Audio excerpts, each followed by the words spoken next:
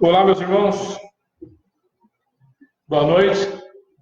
Boa noite para você que vai me acompanhar aí por alguns minutos. Talvez você já esteja recebendo aí o sinal de que nós estamos online, a Igreja Cristã Batista Bíblica, aqui na cidade de Santa Branca.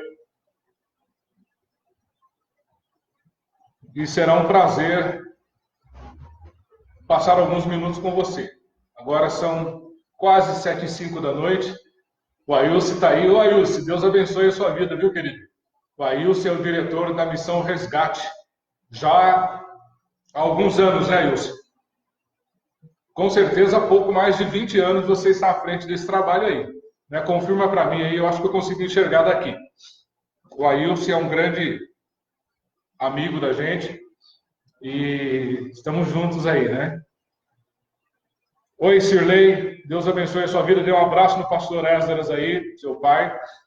Para quem não sabe, né, o pastor Esdras é o pastor titular aqui da igreja e ele está em casa, eu estou aqui na igreja, a nossa igreja está vazia, assim como a grande maioria das igrejas no Brasil afora.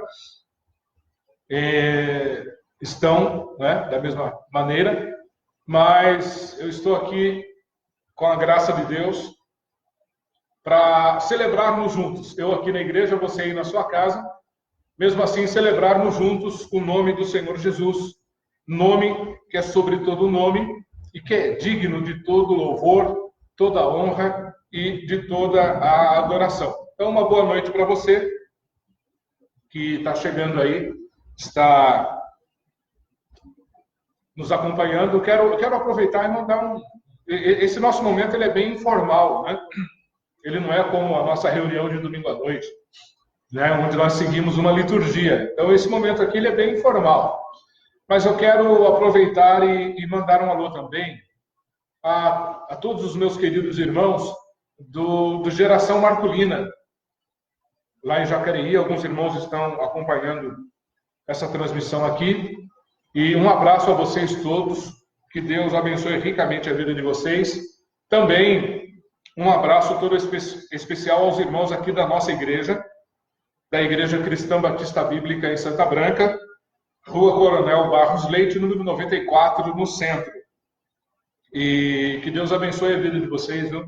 Ricamente. Bom, eu quero ler com você o Salmo de número 42. Salmo de número 42 diz assim: assim como a corça anseia pelas águas correntes, também minha alma anseia por ti, ó Deus. Minha alma tem sede de Deus, do Deus vivo. Quando irei e verei a face de Deus?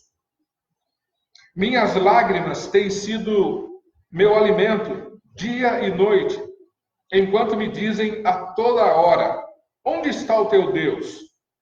Derramo a minha alma dentro de mim, ao lembrar-me de como eu guiava a multidão em procissão à casa de Deus, com gritos de alegria e louvor, multidão em festa. Por que estás abatida, ó minha alma? Por que te perturbas dentro de mim? Espera em Deus, pois ainda o louvarei, minha salvação e meu Deus. Minha alma está perturbada dentro de mim.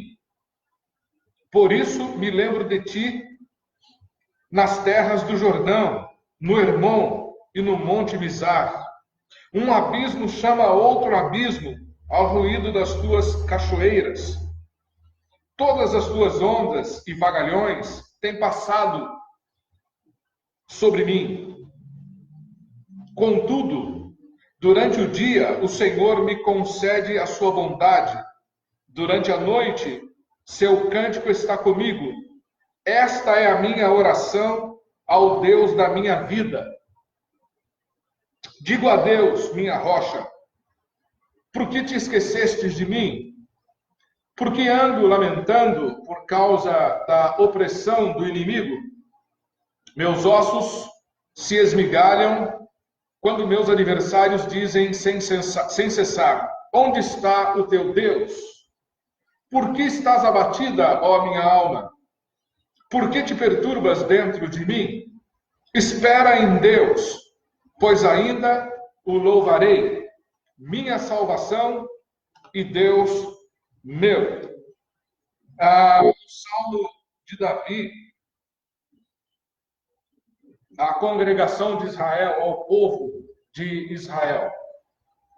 Esse salmo é muito interessante porque Davi pergunta à sua própria alma: por que você está abatida? Qual é o motivo, a razão da sua preocupação, do seu medo, da sua inquietação? E essa pergunta tem a ver com a igreja hoje, com o novo Israel de Deus, com o povo de Deus. Por um acaso, a alma, entre aspas, a alma da igreja está abatida, está perturbada, está inquieta? Se está, espera no Senhor, descansa no Senhor, porque a resposta vem do nosso Deus, a resposta certa vem dos lábios do Senhor. Então, por que a inquietação? Por que a preocupação? Por que o medo? Por que a insegurança? Se Deus está à nossa frente, e está, por que a inquietação? Descansa, ó minha alma, no Senhor. Descansa a minha alma no Senhor. Esse nosso momento, ele é bem informal, e por conta disso, ele não terá a duração de um culto, de uma reunião, de uma celebração de domingo à noite. Mesmo assim, eu quero cantar um cântico bastante conhecido, com certeza, mas é um cântico que tem tudo a ver com a minha vida e com a sua vida, com a vida da igreja. Rude cruz se erigiu, dela o dia fugiu. Essa é uma das grandes verdades da vida da igreja cristã, da igreja evangélica, que embora a cruz seja um momento de sofrimento e dor, ela é também, pela vitória de Cristo sobre a morte, pela sua ressurreição, ela é também um motivo de reflexão, alegria e celebração. Porque ao olharmos para a cruz de Cristo, nós não o vemos mais pendurado no madeiro. Nós não o vemos morto. Nós, quando choramos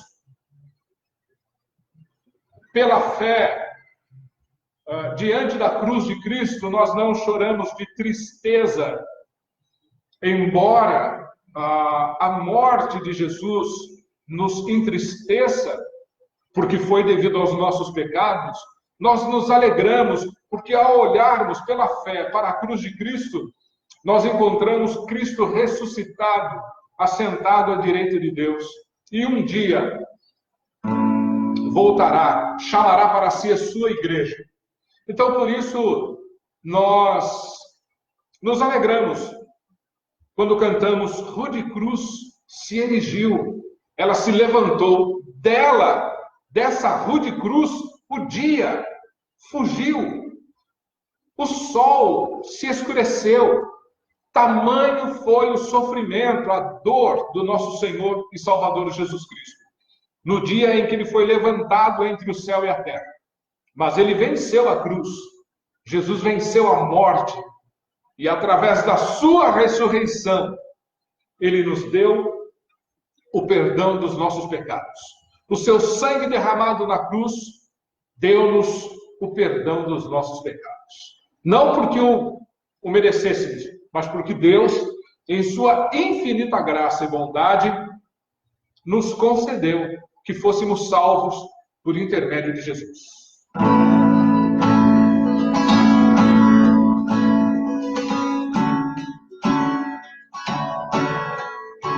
Rude cruz se erigiu, dela o dia a fugir como emblema de fé do Reino. Mas contemplo esta cruz, porque nela Jesus deu a vida por mim, pecador. Se eu amo a mensagem da cruz, até morrer eu a vou proclamar. Levarei eu também minha cruz, até por uma coroa trocar. Desde a glória dos céus, o Cordeiro de Deus, ao Calvário de grande paixão. Essa cruz tem pra mim atrativo sem fim, porque nela Jesus me salvou. Se eu amo a mensagem da cruz, até morrer eu a vou proclamar. Levarei eu também minha cruz, até por uma coroa trocar. Nessa cruz padecer e por mim já morrer, meu Jesus, para dar-me perdão.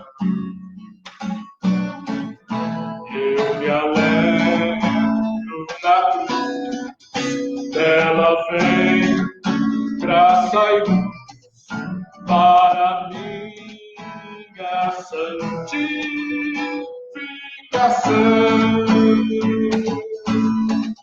Se eu amo a mensagem da cruz, até morrer eu a vou proclamar. Levarei eu também minha cruz, até por uma coroa trocar. Eu atuo com Jesus a vergonha da cruz, quero sempre levar e sofrer. Cristo vem me buscar e com ele pular uma parte da glória ele tem. Se eu amo a mensagem da cruz, até morrer eu a vou proclamar. Levarei eu também minha cruz, até por uma coroa trocar. Se eu amo a mensagem da cruz, até morrer eu a vou proclamar.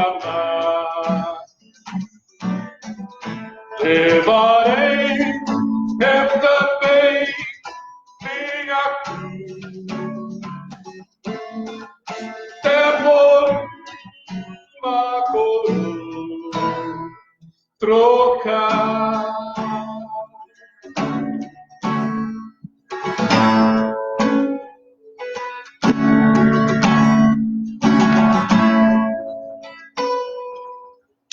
Amém?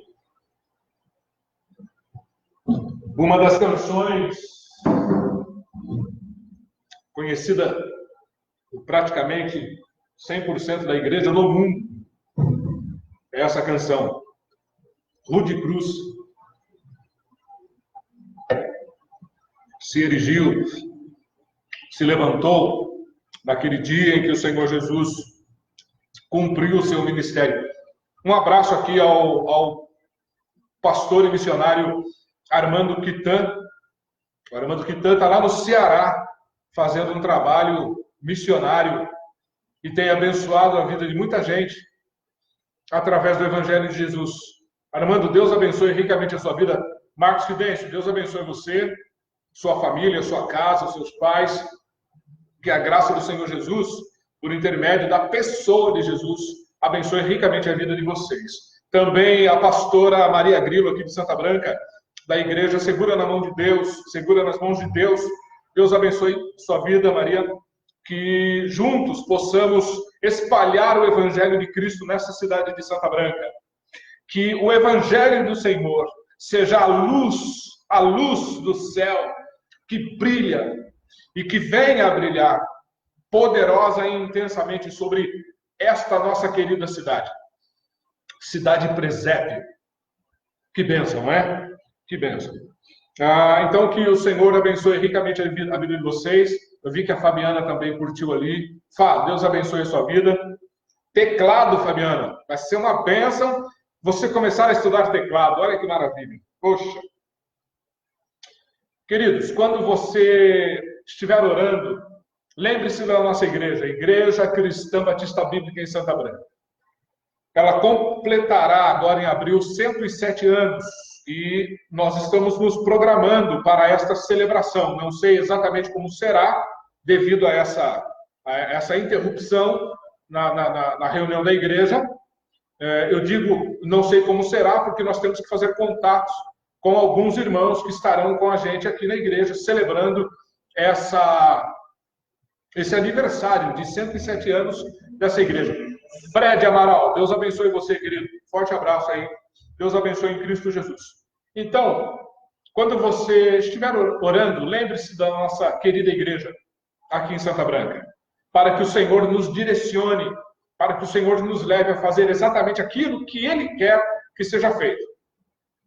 Nós fazemos os nossos planos, né? Nós nos programamos, mas a resposta certa, como diz a palavra de Deus, ela vem dos lábios do Senhor.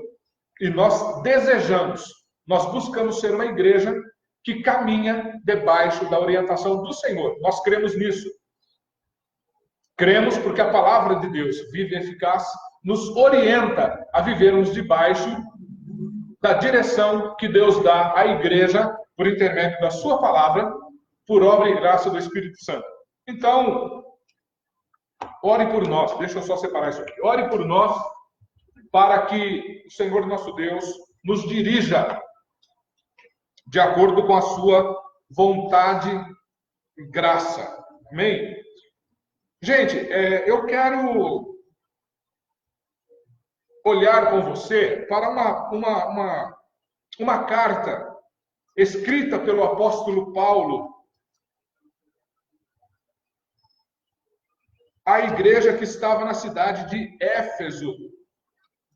Carta do apóstolo Paulo à igreja que estava na cidade de Éfeso, ou seja, aos Efésios, capítulo 1. Carta de Paulo aos Efésios, capítulo 1. Nós temos sempre o costume,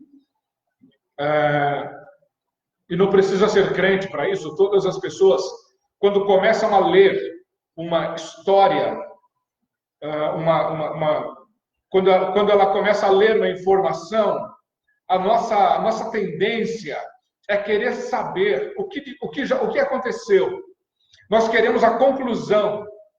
Hoje em dia, as pessoas não estão tendo muita paciência com leitura.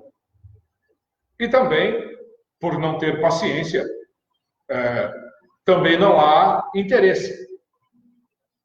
E isso é muito complicado, porque toda a informação precisa ser lida desde o seu início até o seu fim. E a palavra de Deus é assim também. Quando nós abrimos uma carta, por exemplo, nós não damos o devido cuidado ao início, muitas vezes, à saudação do apóstolo à igreja ou aos crentes a quem ele estava escrevendo. E essa carta aos Efésios não é diferente. Ela é bem parecida com o início da carta de Paulo aos Gálatas. Mas veja bem, Efésios capítulo 1, verso 1. Vai lá. Abre a sua Bíblia. Eu sei que você está na sua casa, mas nós assumimos um compromisso com a igreja de, nesse horário, celebrarmos a Deus em nossa casa. Então, olha, preste bem atenção. Nós não fomos proibidos de nos reunirmos. O que houve para a igreja foi uma recomendação para que fiquemos em casa. Na cidade de Jacareí, por exemplo, o prefeito já autorizou o retorno das celebrações da igreja, desde que a igreja esteja bem informada pelos seus líderes, pastores e líderes, de que cada um, dentro do espaço de culto, respeite a distância que ainda é necessária entre uma pessoa e outra, cerca de 2 metros. Então, em Jacareí, as igrejas, através da sua direção, da administração pública, já estão autorizadas a celebrarem na igreja. Nós ainda, aqui em Santa Branca, não recebemos essa autorização. Quando recebermos, as portas da igreja estarão abertas novamente. Mas, àqueles crentes, a você que está em casa, neste momento, você precisa cumprir algo que você mesmo disse que cumpriria. Mesmo estando em casa, você celebraria a Deus no momento de culto. A nossa cultura brasileira, nós somos ensinados que as reuniões da igreja evangélica acontecem todos os domingos, 19 horas, 19h30. Algumas igrejas hoje estão começando seus cultos às 18 horas. Tudo bem. Isso é tão somente uma liturgia, uma forma de organizar a reunião da igreja. Mas todo crente, neste momento, ele não pode estar na frente da televisão. Não pode. Ele precisa estar reunido na sua casa, com a sua família, celebrando a Deus, celebrando a Cristo como igreja. Esse foi o compromisso que a igreja, a não ser que você não assumiu esse compromisso. Se você não assumiu, tudo bem. Mas se em algum momento você assumiu o compromisso de que mesmo em casa você estaria celebrando a Deus, então esse é o momento. Esse é o momento. Né? Por isso que eu disse que esse momento que eu vou ter com você, ele será rápido. Ele não vai durar 1 hora, 1 hora e meia. Eu vou ministrar a palavra, vou orar e vamos terminar. Né? Eu acredito que isso não vai durar 1 hora, mas pode ser, né? Mas vamos lá. Paulo, escrevendo aos Efésios, no capítulo 1, verso 1, ele diz assim: Paulo, apóstolo de Cristo Jesus, pela vontade de Deus, aos santos e fiéis em Cristo Jesus, que estão em Éfeso. Compreendeu? Eu vou ler de novo.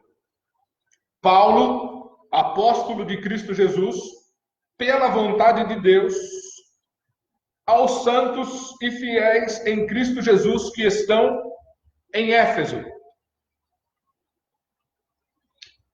Parece que o apóstolo Paulo não traz uma palavra poderosa para a igreja que estava na cidade de Éfeso, nessas primeiras palavras. No versículo 1, Parece que a palavra de Deus só irá acontecer se nós lermos o capítulo inteiro, ou se lermos um pouco mais, se avançarmos um pouco mais na leitura desse primeiro capítulo. Mas não. A bem da verdade, o apóstolo Paulo traz algo surpreendente para a vida da igreja, já nessas poucas palavras do capítulo 1, verso 1. A carta aos Efésios tem 6 capítulos.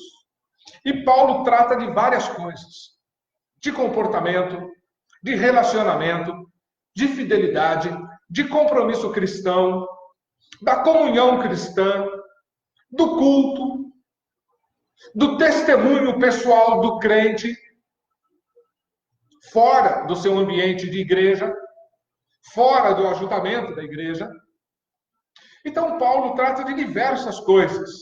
Ele exorta a igreja em Éfeso a que pratique um certo comportamento, que desenvolva um tipo de vida exclusivo dos crentes, o tipo de vida cristã que está bem claro na carta de Paulo aos Efésios, é um tipo de vida exclusivo do crente. Para esse tipo de vida é preciso ser crente. Era necessário ser cristão. Por isso, Paulo escreve a esses irmãos, a essa igreja. Irmãos, no domingo passado, quando eu falei aos irmãos, eu usei a passagem do Evangelho de Lucas, capítulo 12, a partir do verso 22 ao 31. Vocês vão se lembrar. O Senhor Jesus, falando aos seus discípulos, ele chama a atenção dos discípulos para que olhem para as aves do céu. Lucas, capítulo 12, a partir do 22. Jesus chama a atenção dos seus discípulos e diz a eles o seguinte: olhem para as aves, para os corvos. E Jesus desenvolveu a conversa quando chamou a atenção dos discípulos para aquelas aves. Veja, ninguém cria corvos em casa. As pessoas criam aves nobres, né? A bem da verdade, nem deveriam criar, né? As aves foram criadas pelo Senhor para voarem livremente. Mas o Senhor Jesus chama a atenção dos seus discípulos e pede que eles olhem para os corvos, que não plantam, não semeiam, não ajuntam o seu alimento em armários, em celeiros. Mesmo assim, o Senhor cuida deles. Mesmo assim, o Senhor diariamente dá a eles o alimento que eles precisam. Eles não morrem de fome, eles não passam fome, eles não passam necessidade. Por quê? Porque o Senhor Deus cuida deles. O Senhor Jesus disse que cuidaria. Então, o Senhor cuida verdadeiramente dessas aves que nós desprezamos. Nós não saímos pela rua e quando vemos um corvo dizemos: olha que ave bonita. Nós não falamos isso, né? Nós falamos isso aqui em Santa Branca, por exemplo. Nós temos o privilégio de ver os tucanos voando pela cidade, né? Aqui mesmo, ao lado da nossa igreja, tem uma árvore e eu já vi tucano ali. Olha que maravilha. Tem uma família aqui na igreja, a Ida e o João de Brito, que os tucanos vão para o fundo da casa deles. Olha que maravilha. Você sai no quintal, olha para a árvore, está lá uma família de tucanos. Você já imaginou se fosse uma família de corvos? Mas Jesus disse: o Senhor cuida deles. E o Senhor disse isso para que nós não nos preocupássemos com o dia de hoje, nem com o dia de amanhã. Porque o Senhor dá à sua igreja aquilo que ela precisa. Ou nós cremos nisso, ou não cremos. Jesus também chama a atenção dos seus discípulos para que eles olhem para os lírios do campo. O Senhor desperta neles uma lição que a igreja precisa aprender. O Senhor Jesus disse: olhe para os lírios do campo, uma simples flor, mas nem Salomão, em toda a sua glória, em todo o seu esplendor, em todo o seu reinado, se vestiu como um lírio daquele. O Senhor cuida muito mais de vocês. homens de pequena fé. Queridos, Deus é tão maravilhoso, tão extraordinário, Ele é tão Pai amoroso, que mesmo sabendo que nós somos pessoas de pequena fé, Ele cuida de nós, Ele não nos recompensa segundo aquilo que nós merecemos. Olhe para o Salmo 103, verso 10. O salmista escreveu e disse: o Senhor não nos recompensa de acordo com os nossos pecados, porque Ele nos recompensa segundo o seu amor. Isso é demais. O Senhor não espera que a igreja realize grandes coisas nesse mundo. O Senhor não espera isso. O Senhor deseja que a igreja viva para a glória e honra do nome de Cristo, o seu Filho. Deus espera que a igreja agrade a Jesus, o seu Filho. Assim como eu e você nos sentimos amados quando os nossos filhos são bem tratados. Deus almeja que a igreja engrandeça o nome de Jesus.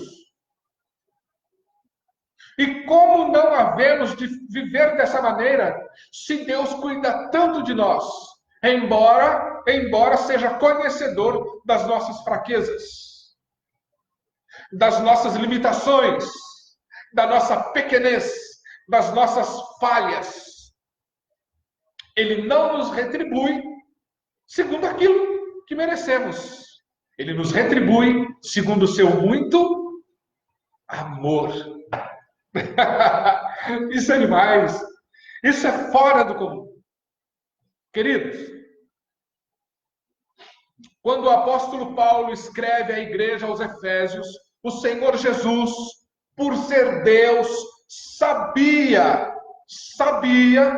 que alguns anos à frente a igreja em Éfeso teria o seu primeiro amor diminuído. Esse amor iria se esfriar no coração daquela igreja. E ele diz isso quando João está na ilha de Patmos preso. E Jesus vem a João em visão e diz para ele: escreve às 7 igrejas. Quando ele diz isso, é porque ele sabia que essa igreja, há anos atrás, 60 anos atrás, 70 anos atrás, ainda que vivesse esse compromisso de fé em Cristo, ela passaria por falhas e deveria ser exortada, animada. Ele fez isso. Isso significa que ele não retribui a igreja segundo o que ela merece. Ele a retribui segundo o seu muito amor. Porque ele poderia ter desistido da igreja. E Paulo não teria escrito a sua carta aos Efésios. Mas o amor do Senhor levou Paulo a escrever primeiramente e depois exortou a igreja anos lá na frente, que ela precisava voltar ao seu primeiro amor. Ao escrever aos Efésios, logo no capítulo 1, Paulo diz palavras impressionantes à igreja. Ele diz assim: aos santos e fiéis em Cristo Jesus que estão em Éfeso.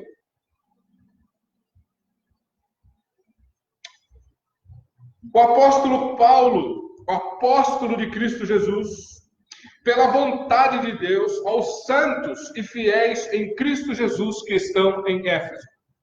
Meus irmãos, vamos pensar rapidamente. A palavra de Deus, ela foi escrita a nós. Ela foi escrita primeiramente ao povo de Deus lá no passado, foi escrito às igrejas de Deus.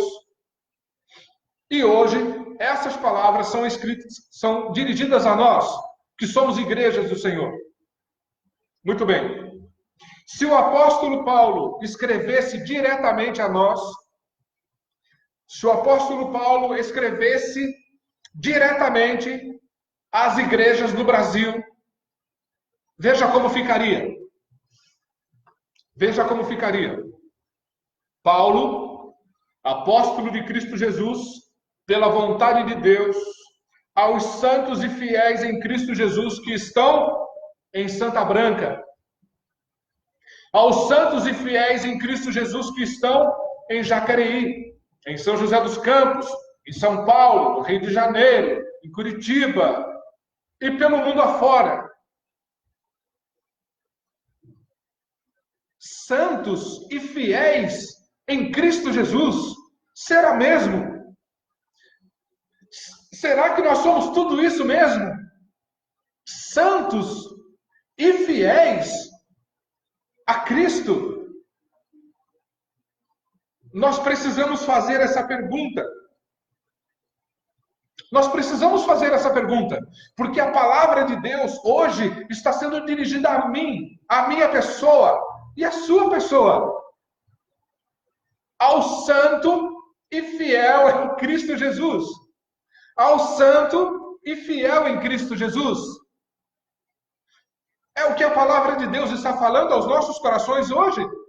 Não importa se você está reunido dentro de um prédio destinado às reuniões da igreja a qual você frequenta, ou se você está agora na sala da sua casa, na varanda da sua casa ou do seu apartamento. Não importa se você está no quintal da sua casa, se você está assistindo a essa transmissão através do seu smartphone, dentro do seu carro, numa praça, não importa, na praia, não importa o lugar que você esteja. O que vai valer agora é se essas palavras do apóstolo Paulo, que foram dirigidas à igreja em Éfeso, se ela está valendo para mim e para você, aos santos e fiéis em Cristo Jesus, que estão nessa determinada cidade. Porque, queridos, é impossível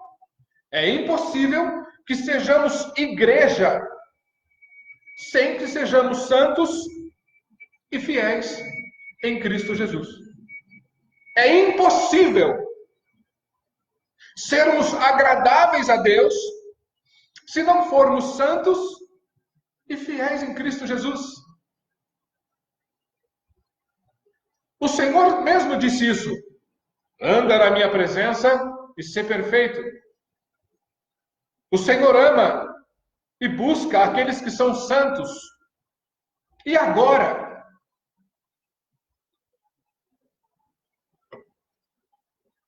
E agora? Talvez você diga, mas e agora por quê? Ora,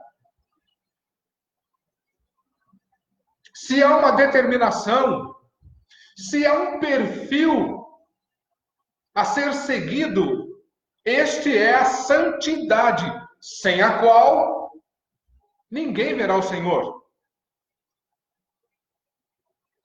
Será que isso nos causa preocupação? Porque nós nos preocupamos com muitas coisas. Nós nos preocupamos se o comércio vai voltar a funcionar. Um monte de crente espalhado nesse Brasil está perdendo dinheiro porque não pode abrir o seu comércio. E um monte de crente nesse Brasil, além de não poder abrir o seu comércio, tem o compromisso de pagar o aluguel do prédio onde funciona o seu negócio. O que é que nos preocupa mais? O que é que nos inquieta mais? É não estarmos ganhando honestamente o nosso dinheiro no nosso comércio ou sermos santos? Porque se não formos santos, não veremos o Senhor. Se não formos santos, voltaremos a ganhar dinheiro. O que é que nos importa mais? A igreja precisa perguntar isso. Qual é a preocupação da igreja em não estar aberta para as reuniões de culto agora, em todo o Brasil? O que é que preocupa a igreja? O que é que tem preocupado o coração, a mente dos líderes? Meu Deus, Será que aqueles irmãos vão voltar a frequentar a nossa igreja? E será que, assistindo aos cultos online, eles não foram atraídos por alguma programação especial? Será que o número de crentes na minha igreja não vai diminuir? E se diminuir? E se diminuir? Preocupação, gente, inquieta o nosso coração. Inquietação nos afasta de Deus. Quando o nosso maior interesse não é servir e agradar a Cristo. Qual deve ser a minha comida e a minha bebida? Não deveria ser a mesma comida e bebida do Senhor Jesus? Ele disse: a minha comida e a minha bebida é agradar aquele que me enviou. Não deveria também ser a nossa comida e bebida agradar aquele que nos chamou e também nos enviou?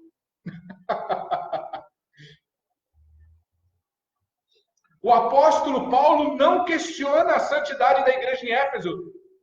Também não questiona a fidelidade daqueles irmãos, embora ele soubesse das falhas que havia no meio da igreja. E agora, queridos, o que de fato significa ser santo? Quando nós dizemos assim, o crente precisa ser santo, o que é que nos vem à mente imediatamente? Que ele precisa ser puro. Não é isso? O significado da palavra santo é totalmente outro. Embora a pureza esteja dentro dessa palavra, o significado primeiro da palavra santo, usada pelo apóstolo Paulo ao escrever aos Efésios, o significado dessa palavra é outro. Não é pureza. É separação. É separação. O Senhor separou para si um povo que lhe dá prazer.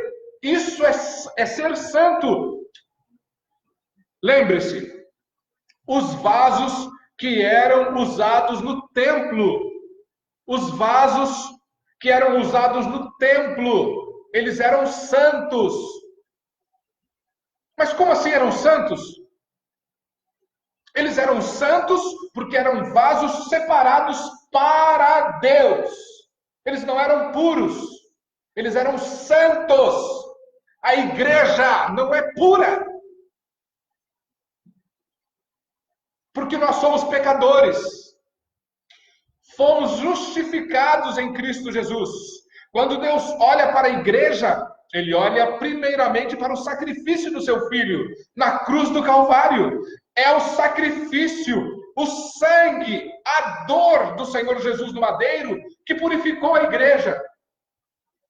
Somos justificados nele, santificados nele.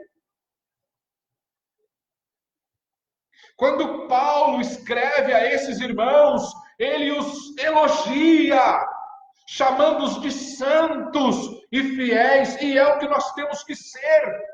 Nós não podemos pegar a nossa vida e oferecê-la ao mundo, assim como os vasos, os utensílios da casa do Senhor não poderiam de forma alguma serem usados para outra coisa, não fosse para a glória do Senhor.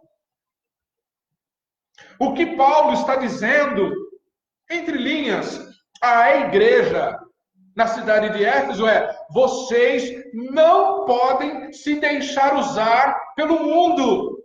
Vocês não podem ter aliança com o mundo, porque vocês são santos.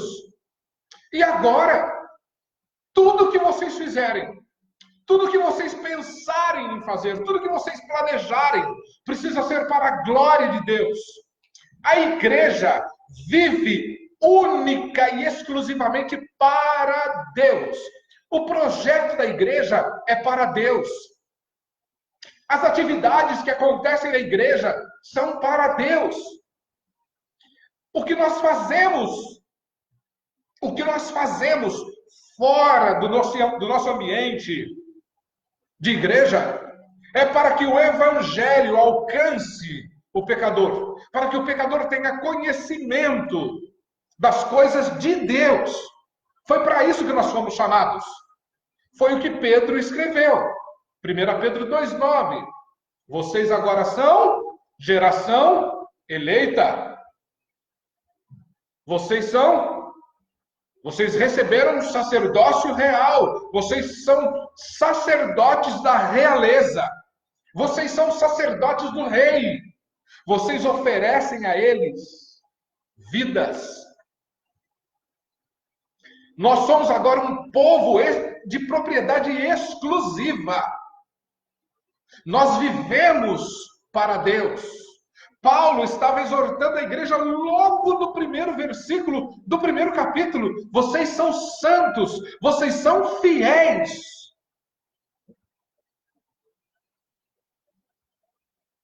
E tem crente brigando na igreja porque não enxerga pureza no coração de um outro crente. Quando um crente falha, peca, se afasta, nós o julgamos. Aí, tá vendo? Tá vendo? Não era crente, não tinha nada de crente. Eu sabia. Tem crente que tem a coragem de dizer isso. Eu sabia que ia dar nisso. Mas como que você sabia? Se sabia, por que não exortou? Porque o profeta Isaías disse que se nós vermos o ímpio no seu pecado e não exortarmos e ele morrer naquele pecado, a culpa será nossa. O sangue dele vai cair sobre os nossos ombros. Eu sabia coisíssima nenhuma. Sabia coisíssima nenhuma.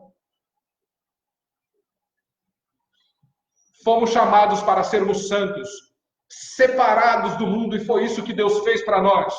Ele nos separou, Ele nos tirou do mundo, Ele nos tirou das trevas e nos transportou para o reino da sua maravilhosa luz.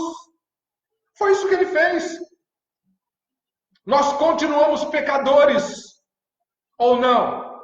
Sim, nós continuamos pecadores. Nós continuamos merecedores de castigo eterno. É a graça, a misericórdia, a bondade, o amor, o sacrifício de Jesus que nos mantém diante de Deus e debaixo da sua graça. E debaixo da sua graça. Porque Ele nos separou do mundo. Ele nos santificou através da pessoa de Jesus. E fez de nós santos. E fez de nós santos. Queridos, os crentes da cidade de Éfeso não eram pessoas comuns. Eles eram santos e fiéis a Jesus. Não se tratava de ser uma igreja tão somente grande em número, ou de uma igreja pequena com poucos membros.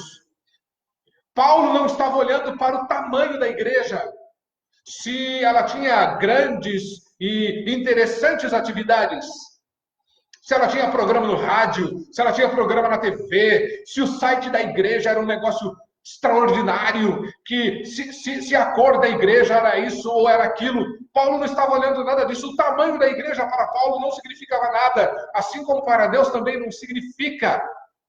O que o Espírito Santo estava gerando na vida daqueles crentes, isso precisava ficar evidente, aquela era uma igreja de pessoas santas e fiéis em Cristo Jesus. É isso o que a nossa igreja precisa ser. Uma igreja santa, separada, com exclusividade para Deus e fiel a Cristo Jesus e a sua palavra. Esse é o perfil da igreja.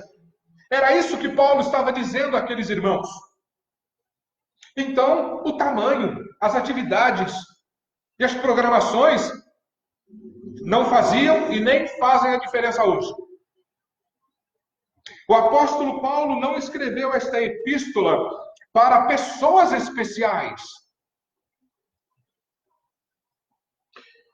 e nem muito menos a um grupo de especialistas ou eruditos, mas a membros de uma igreja comum. A igreja de Éfeso era uma igreja comum, assim como a minha igreja e a sua devem ser também uma igreja comum, uma comunidade de crentes que se relacionam muito bem entre si e se relaciona com Deus. Paulo escreveu não para pessoas especiais, ocultas, e sim para cada um de nós e para nós. Foi para esse tipo de gente que Paulo escreveu. O objetivo supremo, o objetivo maior dessa carta de Paulo aos Efésios é para que cada um deles, cada um daqueles crentes, seja iluminado. Esse foi o objetivo maior do apóstolo Paulo.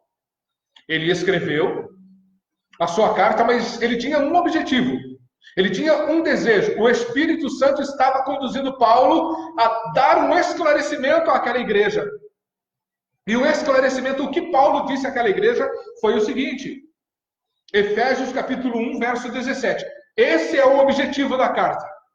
Efésios capítulo 1, verso 17. Para que o Deus de nosso Senhor Jesus Cristo, o Pai da glória, vos dê o espírito de sabedoria e de revelação no pleno conhecimento dele, sendo iluminados os olhos do vosso coração, para que saibais qual é a esperança do chamado que ele vos fez, quais são as riquezas da glória da sua herança nos santos. O objetivo da carta era mostrar àqueles irmãos o que o Senhor quer é que vocês, que são santos e fiéis a Cristo, sejam iluminados no pleno conhecimento e na sabedoria.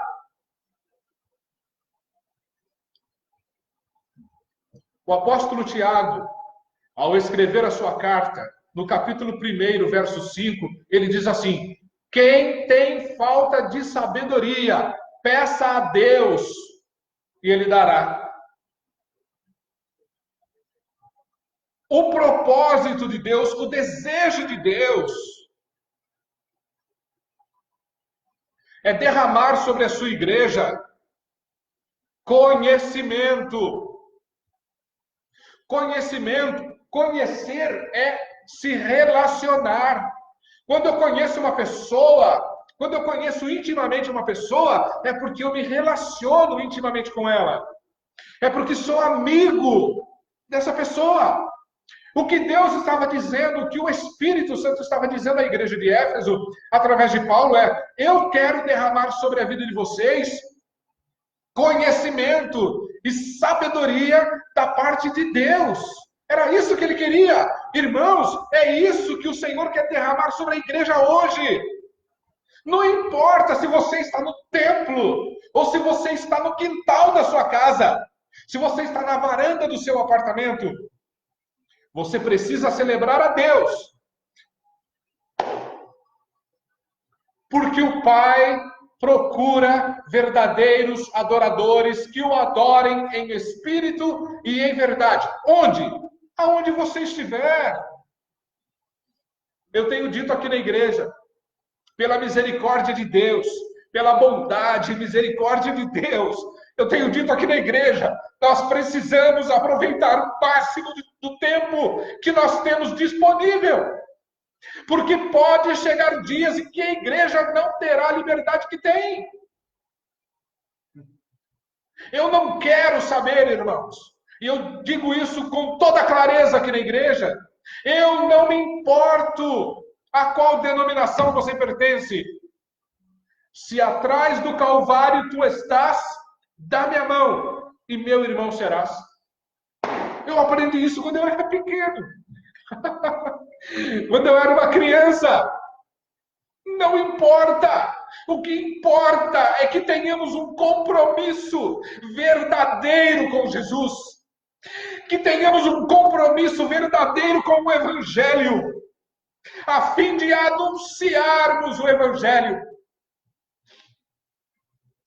Meus irmãos, Paulo não estava interessado em saber se as pessoas estavam frequentando a igreja.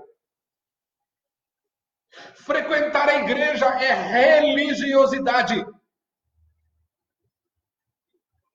O que o apóstolo Paulo estava falando daquela igreja era: vocês precisam ser fiéis a Jesus.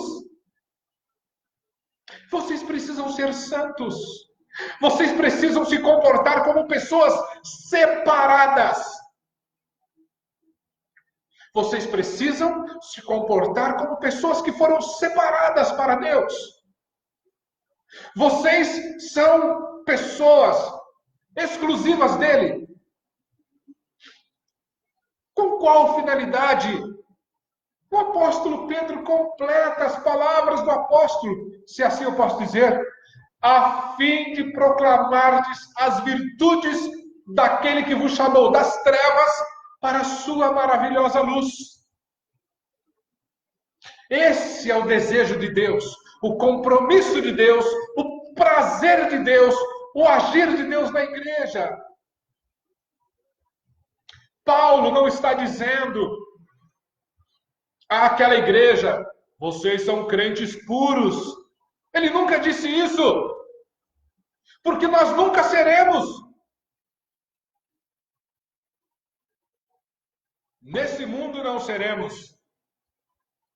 Nesse mundo não seremos. E o apóstolo Paulo disse isso: miserável homem que sou, quem me livrará do corpo dessa morte? Sabe por que ele disse isso? Porque ele já estava cansado de lutar contra a sua própria natureza. O que foi que o apóstolo Paulo disse? Vejo dentro de mim uma lei que batalha contra a lei do meu entendimento. Aquilo que eu abomino, eu faço. E aquilo que eu anseio fazer, não faço.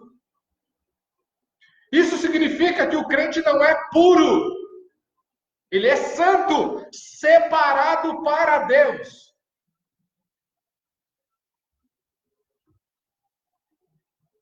Isso é ser igreja, irmãos. Quando os crentes compreenderem isso, eles retornarão ao convívio da igreja. Eles não vão se preocupar com picuinhas do tipo: o pastor falou algo que eu não gostei. Aquele irmão eu também não gostei. Isso são picuinhas inúteis. E que não é típico de um crente santo, separado para Deus. Porque o vaso que foi separado para Deus, ele serve a Deus. Consequentemente, ele serve aos seus irmãos. Ele serve aos seus irmãos. O Pai procura verdadeiros adoradores. Não que o adorem aqui ou ali, mas que o adorem em espírito e em verdade. É o que nós lemos em João, no capítulo 4, verso 23.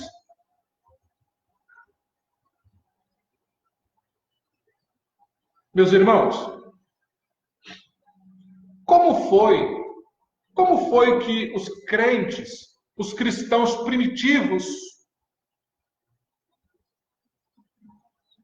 que eram tão somente um punhado de gente, provocaram tão profundo impacto no mundo pagão da sua época? Como foi que a igreja primitiva conseguiu causar um impacto tão poderoso no mundo em que vivia como igreja?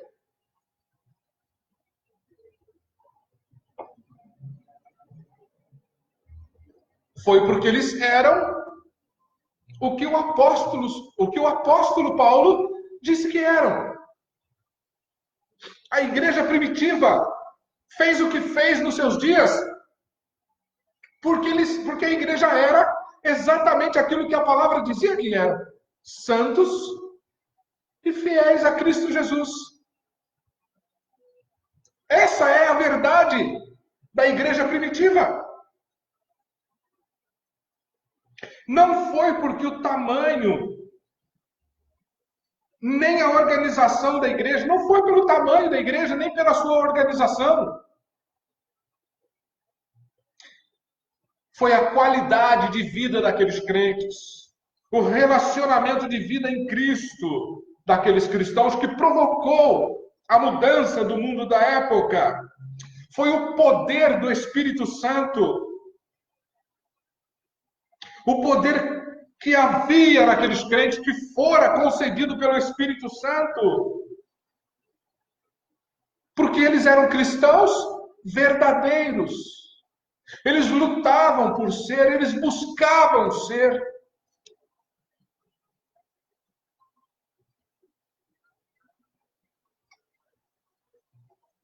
Foi desse modo que o Evangelho, na vida daqueles cristãos, daqueles irmãos, pôde vencer o mundo antigo. E essa é a única maneira pela qual o mundo moderno e todo o seu esquema e sistema maligno será vencido através do Evangelho de Cristo na vida da sua igreja, que é santa e fiel. Ela é pura, ela é santa e fiel.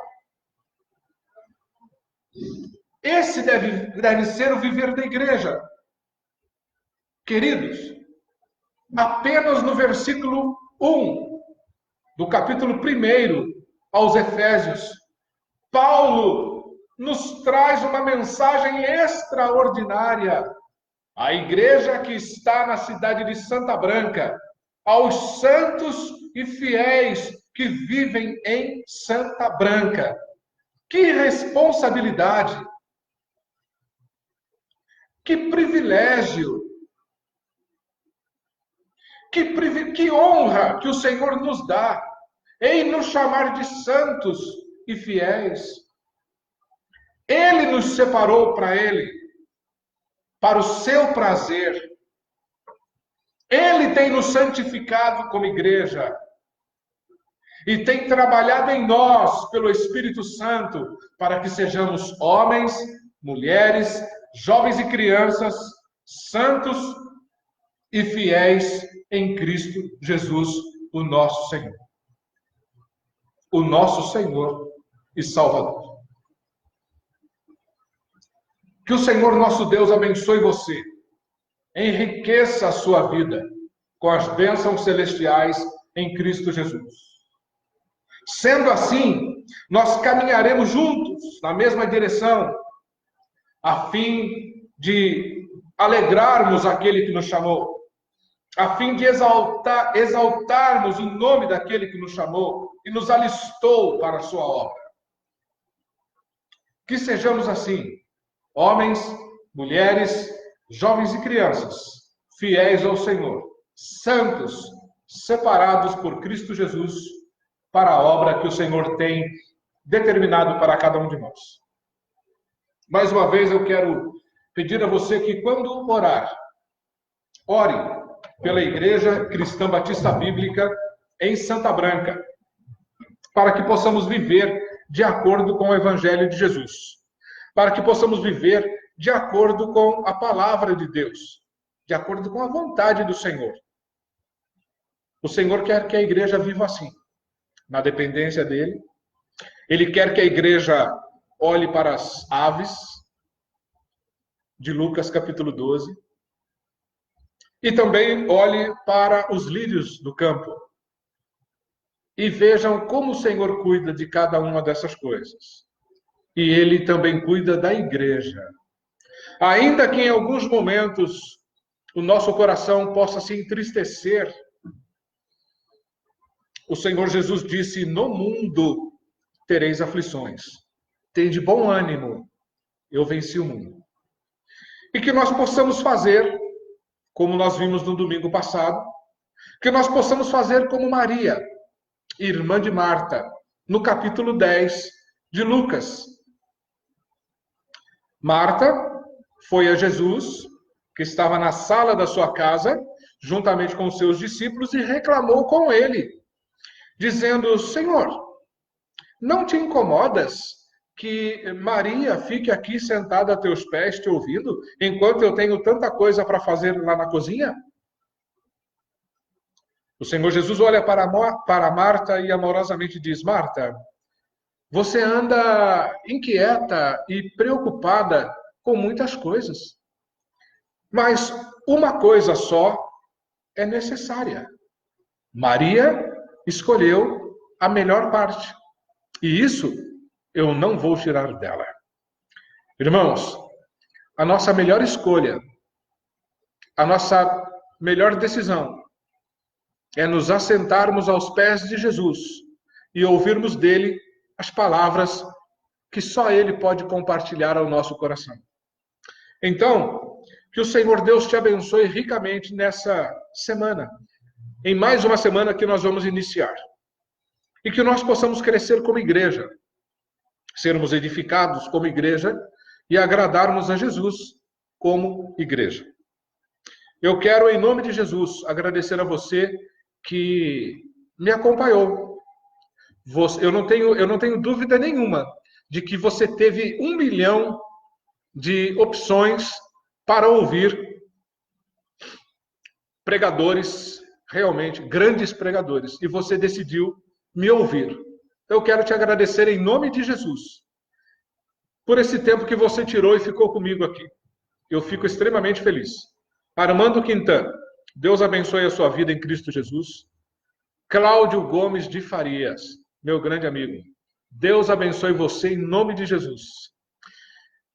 Nós receberemos vocês aqui na igreja, né? Eu quero agradecer também ao Miqueias, Domares Vanderlei, meu querido Duda, Deus abençoe você.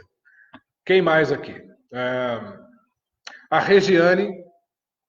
Oi, Rê, Deus abençoe, ela é a esposa do Cláudio Gomes, Regiane Turra. Deus abençoe você muito, viu, minha querida? E vamos para o nosso próximo encontro, porque eu estou com saudade de todo o pessoal da Geração Marcolina.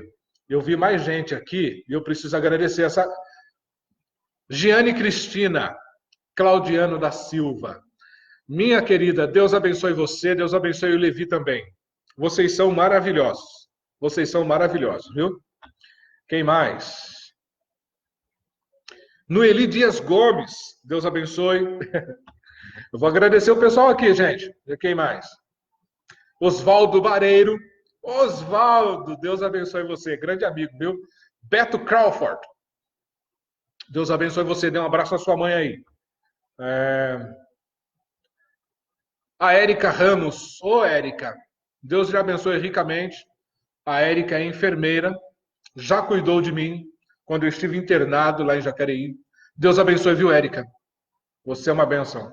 Também ao Valdecir Eucária Santos da Silva. Grande abraço, querido. Opa! Quero agradecer também ao Joel Alves de Souza. Ô, Joel, que prazer, viu? Que prazer. Também a Lúcia, sua esposa. Estou vendo aqui, ó. Deus abençoe vocês, viu? Como eu disse, vocês tiveram mais de 1 milhão. Vocês tiveram mais de 1 milhão de chances de ouvir um grande pregador e vocês resolveram me ouvir. Poxa. Quem mais aqui? João Paulo. Ô, João, Deus abençoe, João. João fez aniversário ontem. João me ajuda aqui com a guitarra no louvor. João, Deus abençoe, parabéns, viu, querido? Fred Amaral, grande abraço. Vou agradecer a todo mundo que estiver aqui. Marcos Fidésio, quem mais? Reinaldo Silveira. Ô, Reinaldo, Deus abençoe, viu, querido? Recebi o abraço que você me enviou pelo veio, né, trazer o material da Interlink, lá do Porto de Santos pra gente. Deus abençoe, viu, Reinaldo? Célia, Deus abençoe a sua vida também. Célia Rodrigues, lá de São José dos Campos. Erivaldo, Valentim, Julião, Deus abençoe. Eu agradeci a Cirlei logo no começo também, ao Ailce. Então, que Deus abençoe ricamente a vida de vocês, tá bem? Forte abraço, muito obrigado mais uma vez por ter acompanhado esse tempo aqui. Eu vou orar agradecendo a Deus por esse tempo que nós passamos juntos. Senhor Deus, eu quero nesse momento, em nome de Jesus, te agradecer por ter me concedido a oportunidade, a rica oportunidade desse tempo, de compartilhar a palavra de Deus, a tua palavra, Senhor, e o Evangelho de Cristo Jesus, a todos aqueles que me acompanharam nesse tempo online, aqui através do Facebook. Muito obrigado, Senhor. Abençoe a vida de cada um deles. Abençoe também e guarde a minha esposa, Simone, que está lá em casa, acompanhando também, cuidando das coisas. Muito obrigado pela vida dela, que tem me auxiliado, tem me ajudado, tem me amparado e também me aconselhado em todos os momentos. Muito obrigado, Senhor, que possamos juntos servir a Cristo nesse ministério. Obrigado pela Igreja Cristã Batista Bíblica em Santa Branca, por cada um dos irmãos. Obrigado pela vida do pastor Esdras Moreno Pintor, que é o pastor titular aqui. Que o Senhor o abençoe, que o Senhor o enriqueça, que o Senhor cuide da sua vida e da sua saúde. E que o Senhor possa nos conduzir juntos para a glória e honra do nome do Senhor. Assim eu lhe peço, Pai, e agradeço, e que o Senhor nos dê uma semana na tua presença e nos conduza de acordo com a tua vontade e graça. Em nome de Jesus, Senhor, eu oro a ti neste momento e agradeço mais uma vez por esse tempo. Amém. Querido, que Deus abençoe a sua vida e já já nós estaremos de volta na normalidade dos nossos cultos. Mas por enquanto a gente vai conversando aqui pelo Facebook, tá bom? Deus abençoe você, forte abraço, Deus abençoe, boa semana.